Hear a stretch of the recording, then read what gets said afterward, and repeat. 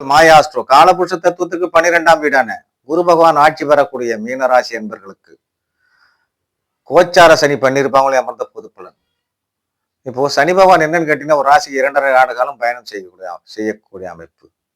அப்போ 12 ராசிகளும் 30 ஆண்டுகள், 15 வருடம் நன்மையும் 15 வருடம் தீமையும் தரக்கூடிய அமைப்பு. மீனராசிக்கு கோச்சார சனி எந்தெந்த ராசியில் பயணம் செய்யும் போது நன்மையான பலனும், மீனராசிக்கு கோச்சார சனி எந்தெந்த ராசியில் பயணம் செய்யும் போது தீமையான பலனை கொடுப்பார் என்பதை நாம் பார்க்கலாம். முதலில் மீன ராசியில் ஜென்மச்சனியாக 7 நாட்டு சனி மத்தியமமாக மீனராசியில் சமம் பெற்று சனி பகவான் சஞ்சரிக்கக்கூடிய காலம். மந்த புத்தி, வீண் அலைச்சல், வீண் விரயம், தன நஷ்டம். அடுத்து என்னன்னு கேட்டீங்கன்னா, வரவுக்கு மீறிய செலவு. ஆக மொத்தம் ஜென்மச்சனி சிறப்பில்லை. மீனராசிக்கு 2ஆம் இடமாக வருவது மேஷ ராசி.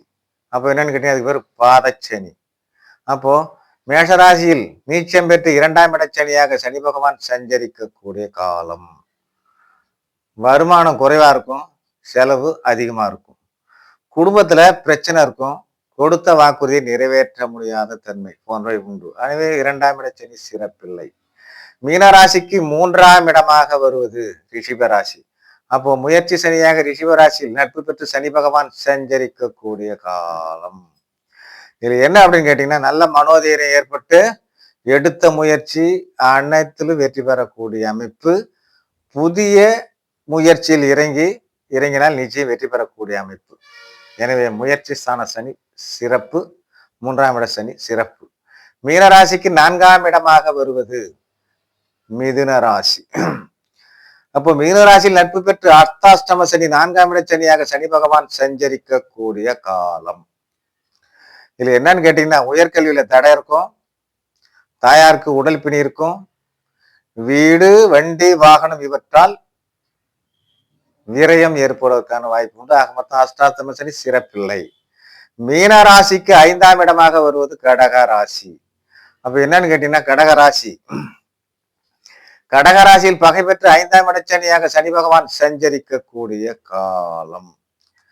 எண்ணிய எண்ணங்களில் தடை, புத்திரர்களால் வீண் செலவு, நிலையற்ற மனநிலை, பூர்வீக சொத்துல ஏதாவது பிரச்சனை இருக்கிறதுக்கான வாய்ப்பு உண்டு. ஆக மொத்தம் 5ஆம் இட சனி பாதி நன்மை பாதி தீமை.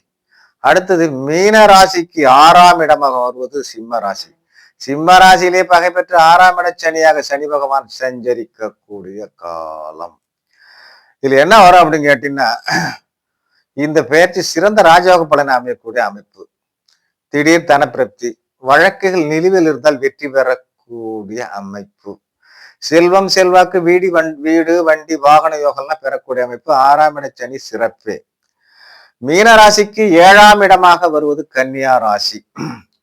அப்போ கண்டச்சனியாக கன்னியா ராசியில் நட்பு பெற்று சனி பகவான் சஞ்சரிக்கக்கூடிய காலம். கணவன் மனைவி இவங்கள்ட்ட என்ன 2 பேர்கிட்ட பிரச்சனை இருக்கிறதுக்கான வாய்ப்பு உண்டு. கூட்டு தொழில் சிறப்பின்மை.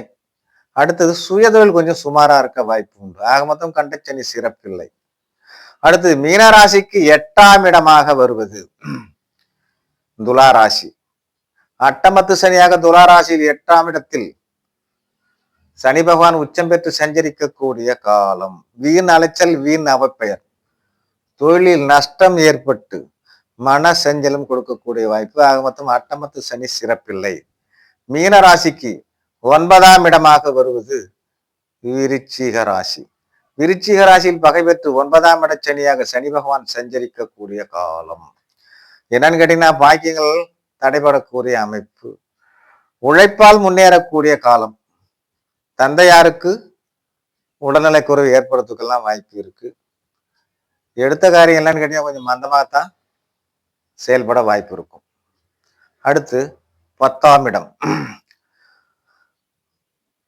மீன ராசிக்கு 10ஆம் இடமாக தனுசு ராசி வருகிறது. அப்போ தனுசு ராசியில் 10ஆம் இட சனியாக சமம் பெற்று சனி பகவான் சஞ்சரிக்கக்கூடிய காலம்.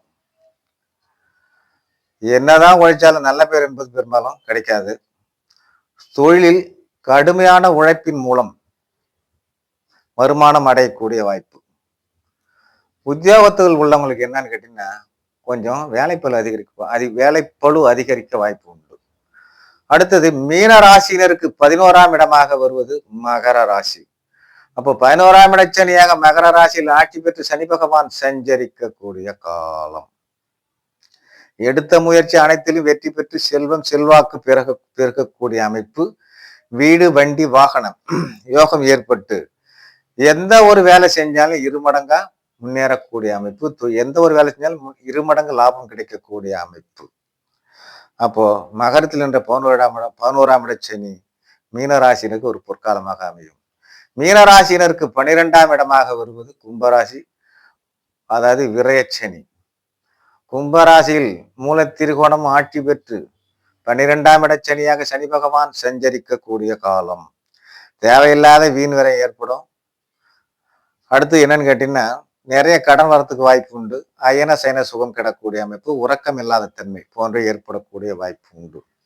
எனவே மீனராசியை பொறுத்தளவுல 3ஆம் இடத்துல இருக்கக்கூடிய ரிஷிபராசியில் இருக்கக்கூடிய பலனும், 11ஆம் இடத்தில் வரக்கூடிய ஆட்சி பெறக்கூடிய மகர ராசி பலனும் சிறப்பான கோச்சால பலனாக இருக்கும் என்று கூறி மற்றொரு வீடியோவில் சந்திப்போம். நன்றி, வணக்கம். வணக்கம். நம்ம சேனலை சப்ஸ்கிரைப் பண்ணாதவங்க கொஞ்சம் சப்ஸ்கிரைப் பண்ணுங்க. நம்ம மேலும் மேலும் உங்களுக்கு நல்ல வீடியோவா போடுறோம். நன்றி, வணக்கம்.